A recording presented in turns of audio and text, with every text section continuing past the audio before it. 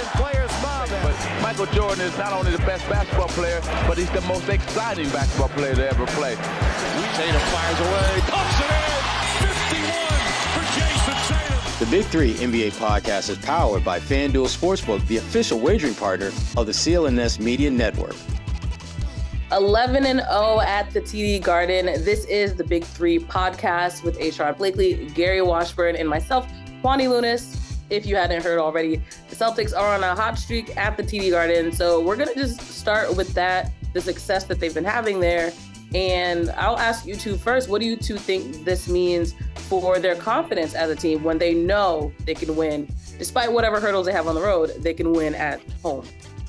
It's nice.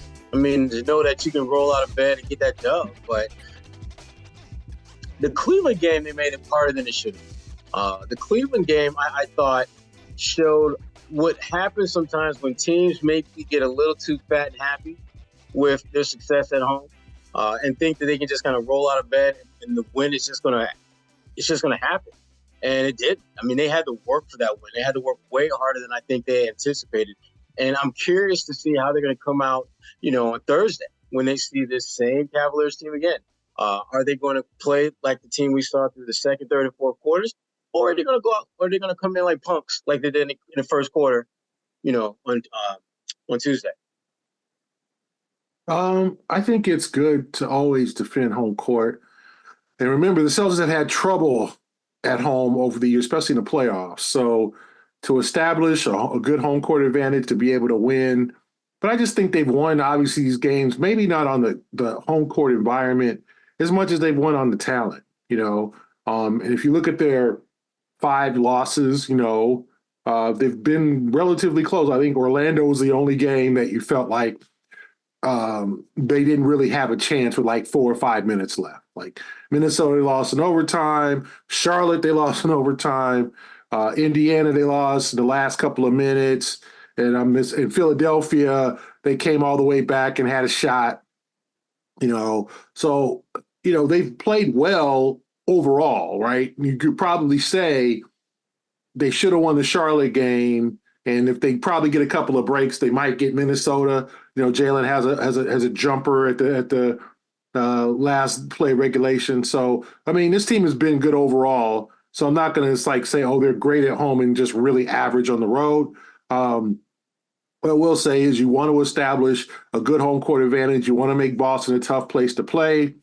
And you want to get the grind out the wins. And I thought, like Sherrod said, they came out slow, fell behind 18-4 and 27-12. And you're like, okay, they could get blown out here. But this is one of them games where they could fall behind by 30 or something like that, and then maybe come back and make it 8 and then still lose. But they cut it to 1 by halftime and then took, just were the better team in the second half, even though Cleveland, had its moments. So I think it was a good victory because Cleveland matches up well with the Celtics. Like Cleveland and Orlando, the teams that they play over the next 3 games, match up well with the Celtics. They're big.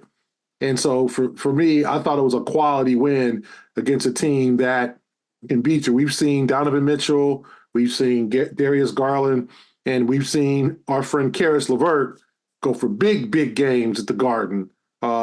So to limit them in the second half, and Mitchell looked like he was on his way to 50, he only finished at 29 because I think he had 25 in the third quarter. You're like, okay, he started getting hot, and you're like, uh-oh, this could be one of the 40-pointers. But I thought it was a good quality win, and to remain unscathed at home is a good thing. So obviously it was still a win, but I do want to go through the numbers. So Jaylen Brown, 25 points on 10 for 17 shooting. Tatum with 25 and 10 rebounds. Derrick White, 17 points, 5 made threes. But then, like you mentioned, they trailed by 15 points in that first quarter. This win aside, right? Because obviously the results are the most important thing, but let's still look at that first quarter. Pick and roll. Are you concerned, or do you think it's just one of those things that the Celtics are going to have to deal with throughout this season? Well, for me, I felt like it's just kind of a one-off. They had a couple of days. They had the weekend off. They beat the Knicks. They had the weekend off. They practiced on Monday. and Cleveland had played, and sometimes the teams that play the night before have the most energy, and Cleveland came out with the most energy. Celtics missed a lot of makeable shots, and you kind of felt like water was going to level up. Everything was going to rise. It was going to level. They weren't going to be as bad as they were, obviously, in the first 7-8 minutes of the game. And Jaylen saved them. I think he scored their first 8 points. He saved them from being really in a big hole. And sometimes it's going to happen. You're going to fall behind early. This is the NBA. 20-point comebacks are common. 30-point comebacks can happen. 10-point leads are nothing in this league. You can make that up in a minute and a half or 2 minutes. So I'm not concerned about the first quarter. I think they'll make sure Thursday they come out more assertive and focused in the first quarter. But I think things leveled off and they were able to play a good, strong final 3 quarters. I'm not going to hit the panic button because obviously they won and they were able to pull away, and they're the better team than Cleveland. But I am concerned about how they start games. I'm concerned that they don't give opponents the kind of respect that all their opponents should get. I am fairly confident that if it were Milwaukee instead of Cleveland, there would have been a different level of focus and intensity and attention to detail at the outset. And they need to get out of that. I think that's still something that's part of their DNA, and that is taking teams for granted, just assuming that because they know what you and I know, that they're better talent-wise than another team, that they can lean on that, and that'll be enough to get a victory. To me, that game, you know what it felt like, G?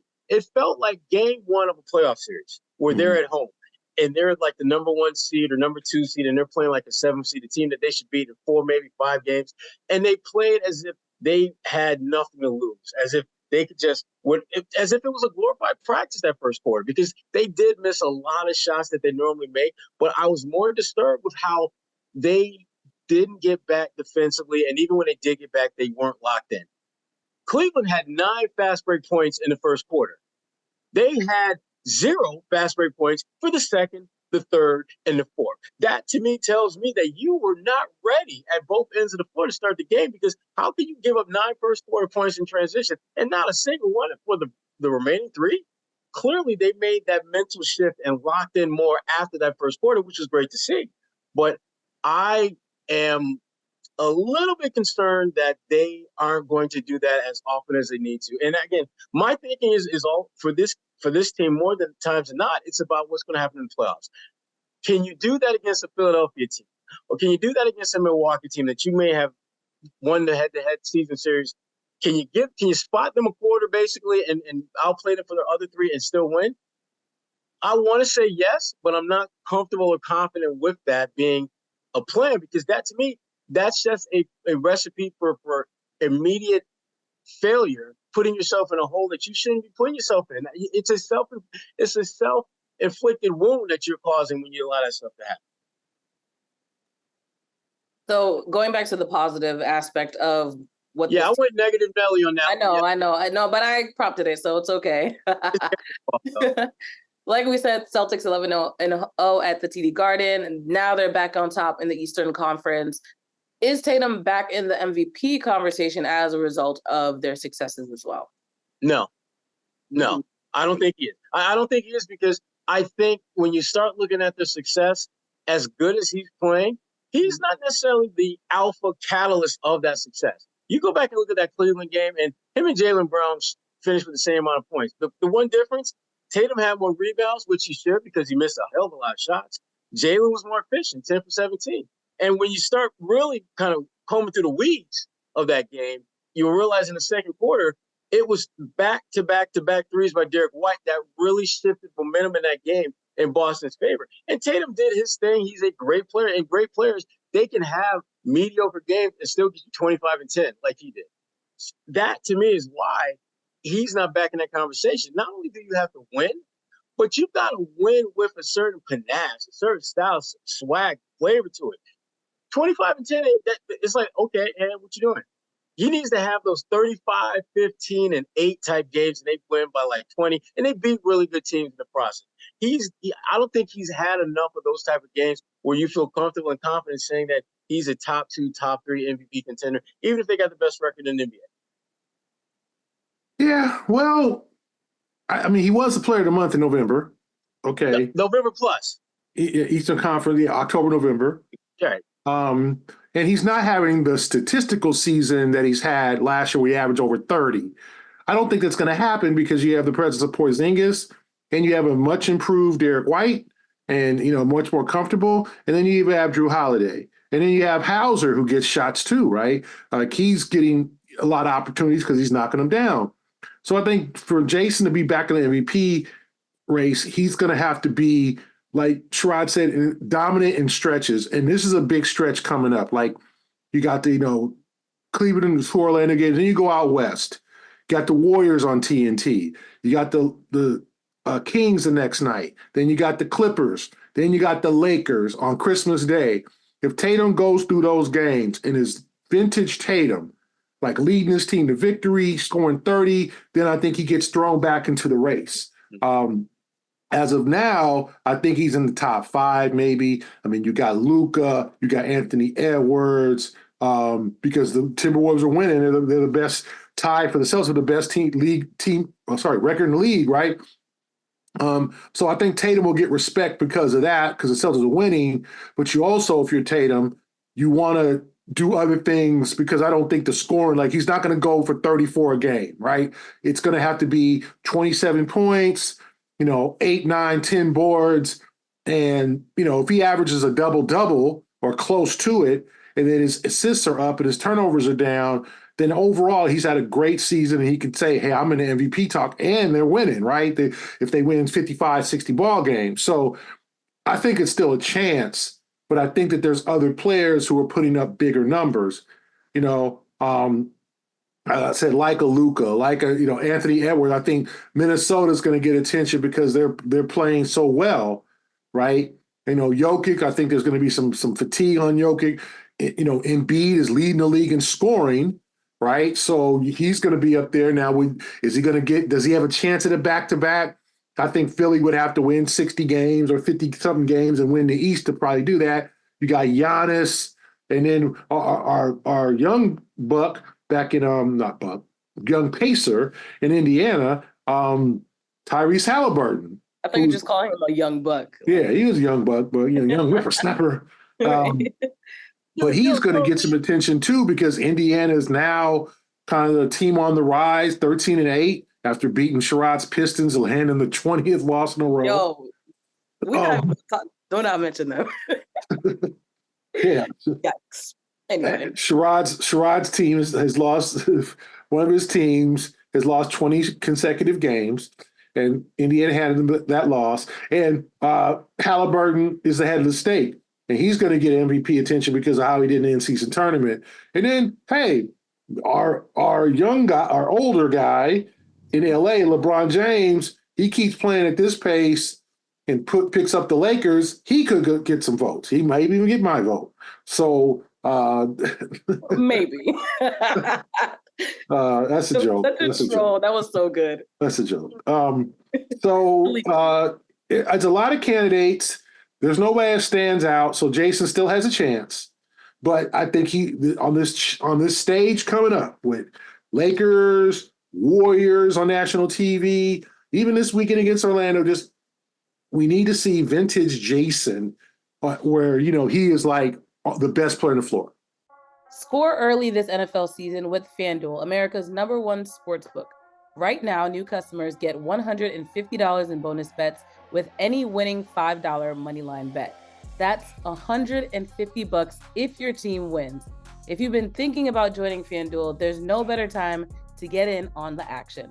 The app is so easy to use. There's a wide range of betting options, including spreads, player props, over-unders, and so much more.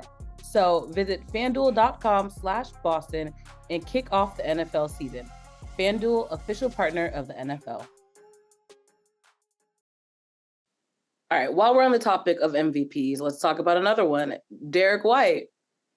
Joke, insert laughter. But at when they played the Knicks, he did get the MVP chance. He addressed it. Obviously, fans, they like to joke around. But let's just talk about the fact that he has, like you said, been very consistent for this team. So pick and roll with him. Which matters most to the Celtics' success when it comes to Derrick White? Is it being an elite defender, shot blocking, Is it clutch 3-point shooting, or is it just being an overall playmaker, which he's proven that he can do as well? I would say is playmaking. Because I think that's the one facet of his game that I think separates him in a good way from the rest of his teammates. There's a calming influence that he has when he's on the floor. He knows these guys well enough now to get them where they want it in certain situations. He knows how to move without the ball and be ready to make something happen offensively if it swings his way. And, the scoring and the defense, they've got lots of guys who can fill that void, but they don't really have enough guys who can have a positive influence on the flow of your offense on the floor as both someone who can facilitate and as someone who can initiate the offense. And so I would say just his playmaking is the one thing that they really, really should be most that needs to be the one thing that he brings to the table that they lean on more than anything else. Yeah, I'm going to say for Derrick White, 3-point shooting. I'm going to say that he is going to get open looks as long as Jayson and Jaylen are on the floor. And as long as he hits those open looks, the Celtics are going to be tough to beat, especially with that starting five. If you look at the numbers of the starting five, when they bring Porzingis back, when he's healthy, Jrue Holiday is now starting to score a little bit more in the last couple of ball games. He has become more offensively assertive. And then you got Derrick White, who's just getting open looks, and he's knocking them down with confidence. And I just want to say, like, it's just a 180. I could be hood and say it's a 360. Oh my gosh, that's one of my biggest pet peeves too. It's a 360. You have done a total. You realize that we 360. He back where he started. Yeah, did a 360. He's done a 180 in terms of his confidence and his production from the time he got here. It's like having a different player. And this is the Derrick White I think the Celtics thought they were getting in 2022. And I just think this might be one of Brad Stevens' best moves. Remember, they traded a first-round pick, but it ended up being Sengun, I believe. It ended up going to Houston. I wanted to say it's Sengun, the big man, the real versatile big man. But they also, they traded like Romeo Langford and Josh Richardson. It's a trade that they didn't give up a whole lot.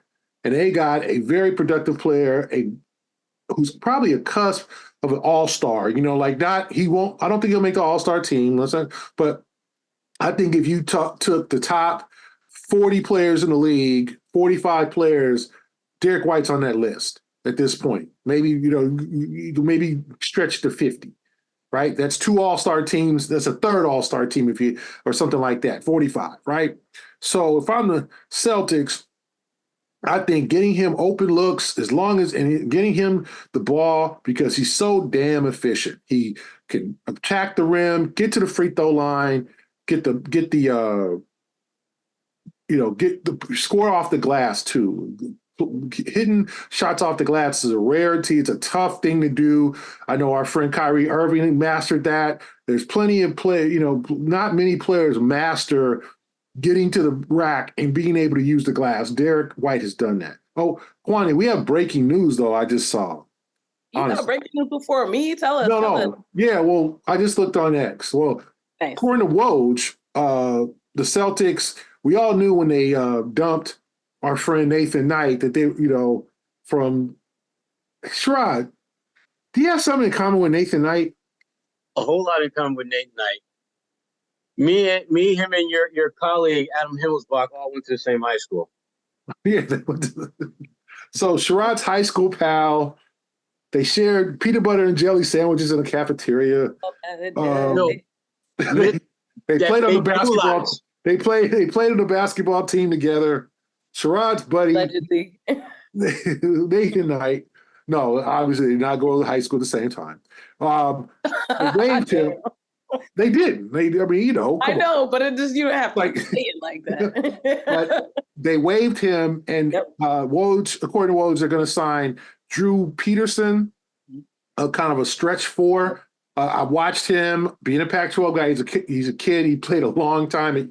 He played a long time at USC, and he was kind of in the Miami system, right? He was, I think, on the Heat Summer League team, and he's in the Heat G League team. But the Celtics, according to Woj, are going to sign him, and he could be with the team as early as tomorrow against Cleveland. So I think that's an interesting kind of they need shooting, and another developmental player, a guy who's played, he's a rookie. So I think that's a good pickup. Having watched him, he was a pretty prolific scorer at USC, a good ball player, and a guy that they can kind of and maybe I think with Nathan Knight, just what I saw, he's kind of a tweener. He's not a 5. He's not a 4.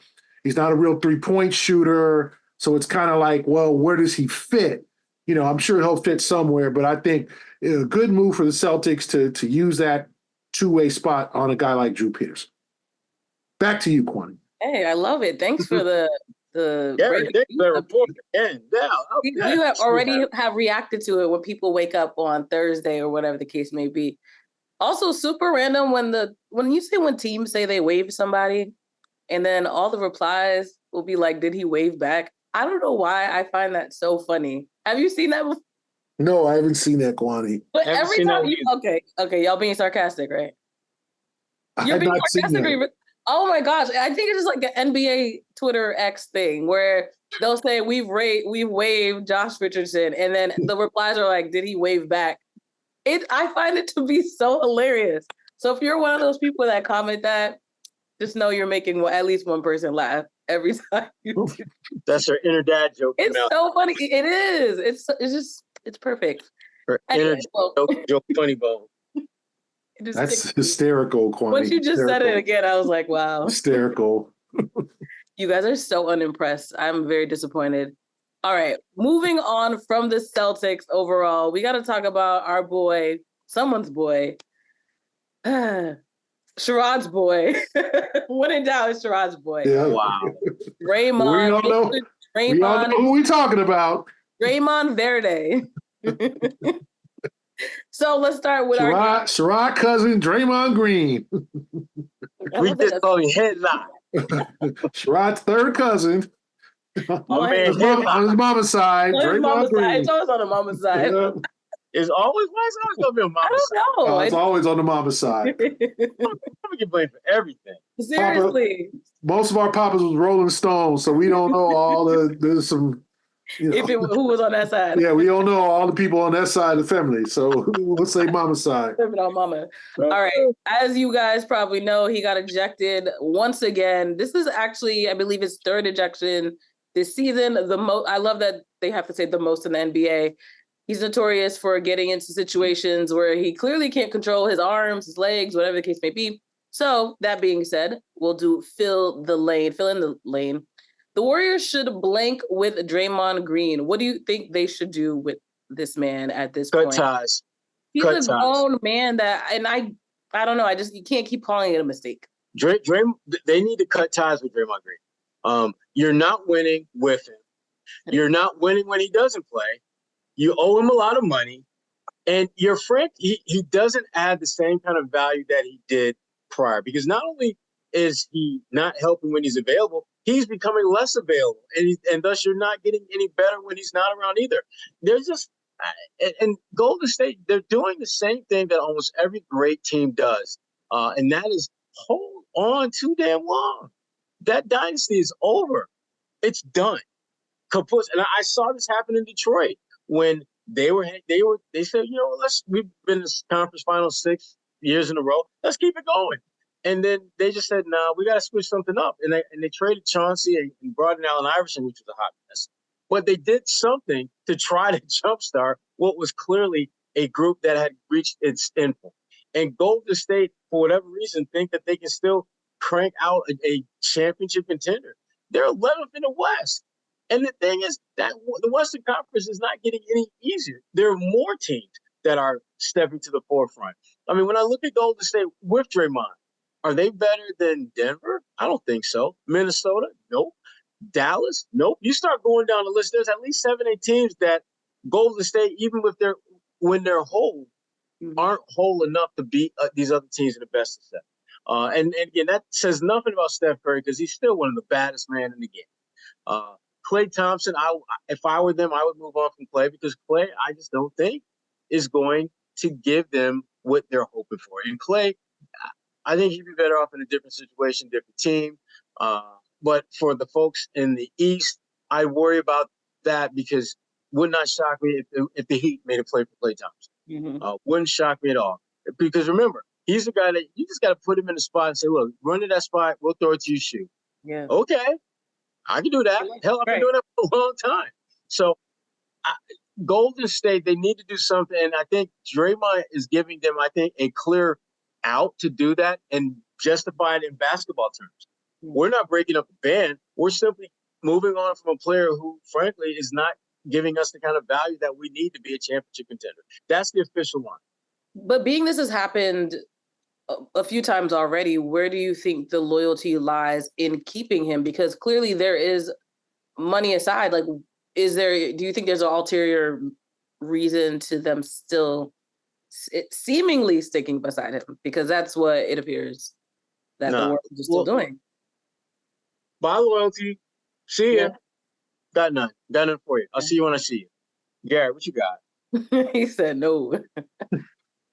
I think they should keep him, and I think I think they should try to work with him because at this point, remember, he signed a 4-year, $100 million contract before the season. You're not going to be. No one's going to take that deal. No one is going to take. Especially knowing his not quite right. I think aging Draymond Green for 4 years and $100 million, unless it's the only team I could think of. Sherrod's favorite team, the Detroit Pistons. I love that we just knew because Detroit basketball. Oh, send them home. What about the Spurs? Send them home. They need help. No, I don't know. Pops ain't having that. Him and Pop, that'd be beautiful. That'll work. No. So in any event, if I'm like, there's nothing you can really do with his contract. They basically chose Jordan Poole to go and Draymond to stay. They let Jordan Poole, they trade him to Washington. Jordan's acting a fool there. The Wizards are completely horrific. But the thing about the Wizards, they're not the most horrific team in the league. There's the Sherrod's Pistons and our friends from in San Antonio. But our friends. There is nobody who is going to take that deal. The Warriors are stuck. They chose him. They thought, we'll give you, maybe last year, Draymond, you acted up and punched Poole and just acted a fool because you weren't sure about your future in Golden State. Here, Draymond, here's security. 4-year, $100 million. Okay? You're going to retire here. You're going to have your number 23 lifted in the rafters of the Chase Center. You're going to be, here's the key to the city. You're going to go right into TNT and take over for Barkley. He's botching all of that. And I think he's still going to the Hall of Fame, and I think that he's still going to get his number retired. But at this point, there's nothing they can do with him. So what you have to do is you have to work with him. Like, whether it's like, okay, Draymond, we're going to have you see a professional, and you don't have a choice. Like, this is not, the league is messing me over, man. No. Lasso. They made him, No, Draymond. You have a problem. You are tripping on the court. You are starting to really, Rasheed Wallace didn't get in much fights. He used words to get all the technicals, right? I mean, he was not a fighter. I don't remember Rasheed just swinging on fools and knocking fools. Rasheed was just talking so much mess. This is a new generation Rasheed Wallace, where he's taken to a physical level. Like, he clubbed NURKIC the other night. He put Rudy Gobert in an LAPD chokehold. Oh, right? Wow. Oh, no, he did. He did. I mean, come on now. That's where the chokehold was invented. I know. Me being born and raised in LA. Can we all get along? So, to me, something's wrong. Yeah. And instead of dumping him, because you can't, unless Sherrod's Pistons call, you're not going to waive him because he's going to get all of his money. You're just going to have to work with him.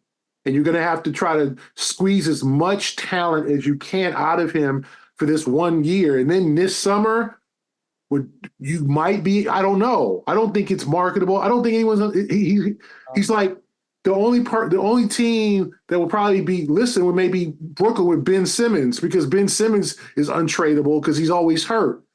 Because Ben was working out in the summer and posting all those videos. Oh, I'm back. I'm 100%. I'm ready to take over the league again. And he'd been out a month and had a back epidural again. So, like, he's the only guy that you could say that might be that Brooklyn would say, okay, here's your problem. So here's our problem. We'll take yours. But that's the thing with Draymond too, is like, as if the game isn't already physical enough. Like, now you're really not only putting your own career on the line, but other people's lives in a game where you know that, like, that's just dirt. I don't understand how he's evolved to become an even dirtier player than we already thought him to be, and why, despite knowing people don't like him for that, he continues. Yeah, I mean, that's the thing. I think it's to a point he can't really control himself. And that's a bad sign. Like, I just think they got to pull him aside and say, okay, Draymond, like, you took a 5-game suspension and it wasn't 10 games and you back on suspension, wherever the league is going to give him. It should be happening today or tomorrow, what the league decides. I just think you got to, like, dumping him ain't going to work, because you can't, unless you just waive him and eat all that money and pay him not to play. Here, Draymond, here's $100 million to stay in the house. Like, and then someone is going to sign him. That's true. Miami, somebody's going to be like, come on, Dre.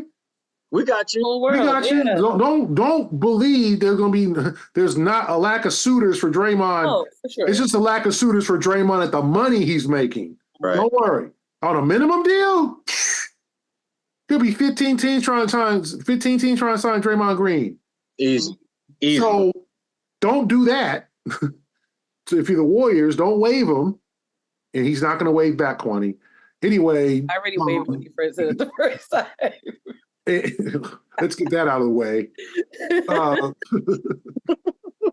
Don't waive him, and work with him and see if there's something deep and inside of him, and have him seek professional help. And I'm not being funny here. Like, I know what you mean. An expert, someone that says, what's going on, man? Why are you exploding? What's going on here? Is it personal? Is it your career's coming? You can see the end of your career. You're getting irritated. What's going on that you can't stay on the floor? Mm-hmm. And work with them, and then try it again, because you have no other options. Right. No, I absolutely believe unless the Pistons come over. Hey, we'll give you Kay Cunningham, Jalen Duren, Jade Ivey. And the assistant coach is the name later. They just have Draymond, one person. Yeah. No, I do think the mental health aspect, we've talked about this before, but I mean, when you look at the NFL and how the studies, like even at BU here in Boston, they have looked into CTE and the effects of playing a very physical game. And obviously I'm not trying to diagnose Draymond with anything at all, but I think that study within the NFL just proved that, yes, these are physical games that these players are involved in, but you have to think about the mental aspect, even if it just comes down to making sure that they are okay on a simple mental health level, because yes, they are getting criticized by fans and coaches and people on a regular basis. So I think, there are different levels to what mental health looks like. And it should be no question that should actually be the first step of, right, what's going on, Draymond? Let's figure out who can actually reach you, and you listen back to them and understand. Because to your point, there has to be more going on than just him being mad that somebody hit him or looked at him the wrong way on the floor. All right, before we close, it is time for our quarterly report here on the Big Three podcast. We're going to talk about which Celtics have been profitable, who haven't been profitable, and which Celtics are on the rise, and which Celtics you think might need to think twice about pouring specific fandom into. Don't get too committed unless they prove otherwise. But we'll start with unexpected profit. For you two, who has been better than expected so far for the Celtics team? For me, it's Derrick White. I thought he was going to be good. I didn't think he'd be this damn good. He to me, if you had to go down, what are the top 3 reasons why the Celtics have the best record, or at least tie for the best record in the NBA? He would have to be in that top 3 somewhere. We've seen when he is not himself and he plays how incredibly bad they are. You go back to that knockout round loss to Indiana, and Derrick had 5 turnovers. That is about as un-Derrick White-like a stat as you can have. And then you look at what they do against a Milwaukee team or against a scrappy Cleveland team, and he gets you 17 points, makes 5 threes, had a couple of really good defensive plays, quite a few good defensive plays. He gives the game what it needs. And I didn't think he would be able to give it to the level that he has or be as consistent with it as he has been this first quarter of the season. So Derrick White's that's my guy. I'm going to say Kristaps Porzingis. Not that he is appreciably better than he was last year in Washington, but just durability. You know, he's missed 5 games, but to me, he's been there most of the time. You know, like my man Boney T, he's been there most of the time, on time most of the time. Boomerang reference. Kwani don't know nothing about that. It was so funny. But on time most of the time. No, Porzingis has played, done yeoman's work. 19 points, 6 boards, 2 assists, a block and a half. You know, almost a steal a game, just been a complete player and also a rim protector. And so, to me, I'm going to say just the fact that he's made such a smooth transition. And obviously, Derrick White is up there, too. He has been surprisingly great, too. I mean, awesome, you know, on that level. But I just think Porzingis is blending into the offense. He's been a team player. There's no diva in him or anything like that. You know, he wants to win. He's 29 years old. He's no longer that young guy in New York that was supposed to save the Knicks 10 years ago when he came straight from Latvia. You know, he's a guy who has been, in all honesty, you know, in a sense, humbled at times and had some difficult times, but he sees this opportunity and is taking advantage. So I got to say Kristaps Porzingis for the player who's been the most surprised. Okay, up next, not the best category, but for you two, who is in the red? Someone that you think hasn't been as good as they were expected to be. Who you got, Gary? I'm going to say, there's a whole lot of candidates on this list. I'm going to say at this point, it's trending up is Peyton Pritchard. Oh, okay. 32% from the 3-point line. He hit a couple of shots against the Cavaliers, but just still not as steady as you like. 38% from the field.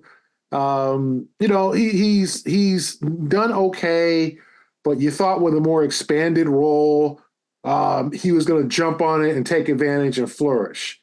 And that really hasn't happened, especially on the road. So I'd like to see more good road Peyton, and not in just as much as there's good home Peyton.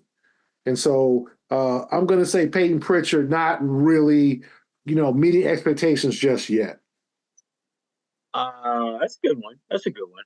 I think I'm going to go with Drew Holiday. And the thing about Drew, it says more about how really, really good a player he's been throughout the course of his career that I'm even thinking about him in these terms. He hasn't been great. I think he's been decent, but the biggest concern I have with Drew is just the inconsistency. There are nights where he looks like the guy that you absolutely expect to be your point guard on an NBA championship caliber team. And other nights, he's inexplicably bad.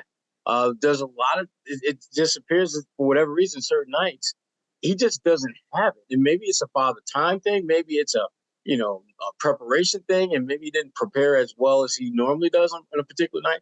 But there's something that there's a certain level of inconsistency to what he's been bringing to the Celtics this year that I'm a little uncomfortable with. And again, it's not that he can't do it. It's just that he doesn't do it consistently. So he's the guy that I would definitely say hasn't been quite what I thought he would be at this point. All right. For the final bell, who do you both think is either rising or falling stock? You can pick one for each category. Oh, Rising, I would say Peyton Pritchard, Gary's guy. I give him that. Dropping, I would say Luke Cornett. He's their third big, and he's had opportunities when guys are out to be that second big, and I don't think he's done a good enough job. And I think the Celtics are pretty clear on the need to find probably another third big between now and the trade deadline. Mm-hmm. So. Oh boy. Rising. That's an interesting question. I'm gonna say Drew Holiday. I think he's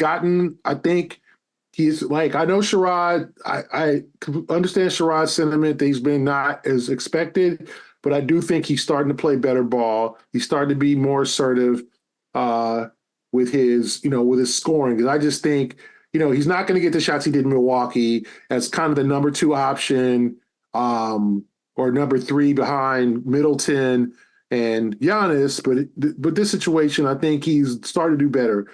If you look at the last couple of ball games, he had 14 points against the Bulls in that play-in game. The in-season tournament game, 13 against the Sixers, 9 against he did not have a good game against the Pacers, but his comeback was 16 against the Knicks, and then he had 11. He only took 7 shots, but hit 3 threes, and that's important. He had 3 threes against the Sixers, 4 threes against the Bulls, so his three-point shot is starting to come back. He has, in the last 5 games, he has 12 three-point makes. That is huge because before he had games of 2 for 9 from 3. He had a couple of games where he had 1 3. One game he was 0 for 2. Like, he was not shooting the ball well. You don't need him to take a lot of shots. You just need Drew Holiday to make the shots that he's taking. And I see a trend up for his scoring, 27 points in the last 2 games. I see starting to feel comfortable, and he's starting to drop the ball in the hoop. So I think, and if you look at the Cleveland game, 3 steals, 4 rebounds, 2 assists, a block. He's filling the stat sheet. He's starting to play a little bit better. But I do understand Sherrod in terms of saying that he hasn't been Milwaukee Drew Holiday. And I think he's got to transform himself a little bit, but I also think he's getting better. In terms of in decline, I'm going to have to say Sherrod's buddy, O'Shea Brissett. I think that the expectation was he would take Grant Williams' minutes and his role as kind of the tough guy, the defender, the rebounder, and it just hasn't worked. He's 13 DNPs this year. He's shooting 17% from the field, 11% from 3. He just has not had any impact on this team like I thought he would. And, other guys are starting to get their shot. Banton is starting to get his shot. Keita, I think, needs to play more. Lamar Stevens, I think, needs to play more. Brissett, I don't know whether they feel like maybe he'll help us down the line if you're the Celtics, or he just ain't it. So I think he's declining. He's just not getting the minutes. And I thought he'd carve out a role because of his athleticism, his ability to rebound and defend, and that just hasn't happened. Very well done. Thank you for your contributions. Anyway, that's all I have, actually. Any final words before we wrap up this episode of the Big Three? I'm just glad all 3 of us go to schools that are playing in bowl games this year. I don't know if that's ever happened, because Cal usually don't get to a bowl game. So I'm glad y'all got to a bowl game this year, Cal. You're right. Thanks, Sherrod. Thank you for your well wishes. And also, before we wrap up, we need the viewers to chime in. Are fake trees better than real Christmas trees? Put them in or something. No. Yes. No. Gary is fed up. By the way, my fake tree is sitting beautifully right behind my head right here. Yeah, no fake tree. Disregard the fact that the light's in the middle. You can manage and take care of a real tree. Get your real tree. The kids love real trees. It smells like Christmas. It smells like Christmas in the house. Don't get that Christmas spray and spray. I have a Christmas candle. Don't get a candle and spray. We don't all let it smell like real Christmas. Real Christmas. Go get your tree. You can afford it. We don't all have little guys running around. We got to make them happy with some real tree. Listen. He doesn't have Gary's running around. Exactly. The point is this.